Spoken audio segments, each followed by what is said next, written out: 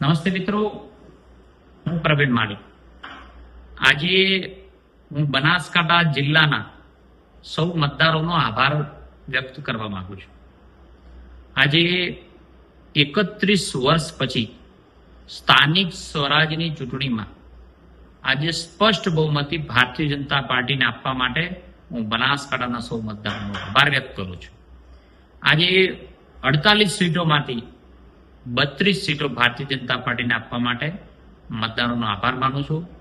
આ વિજયનો વિશ્વાસ, આ જનસમર્થન ભારતીય જનતા પાર્ટીને આપવા માટે હું દેશના યશસ્વી વડાપ્રધાન ભૂપેન્દ્રભાઈના નેતૃત્વમાં, માનનીય મોદી સાહેબના નેતૃત્વની અંદર અને ભારતીય જનતા પાર્ટીના પ્રદેશ અધ્યક્ષ શ્રી જગદીશભાઈ વિશ્વકર્માજીના નેતૃત્વની અંદર બનાસકાંઠાએ 31 વર્ષ બાદ ભારતીય જનતા પાર્ટીની બોડી બનાવવા જઈ રહી છે, ત્યારે મતદારોનો હૃદયપૂર્વકનો આભાર માનું છું. આ તબક્કે હું મારા કાર્યકર્તાઓ, જનસમર્થકો, સમર્થકો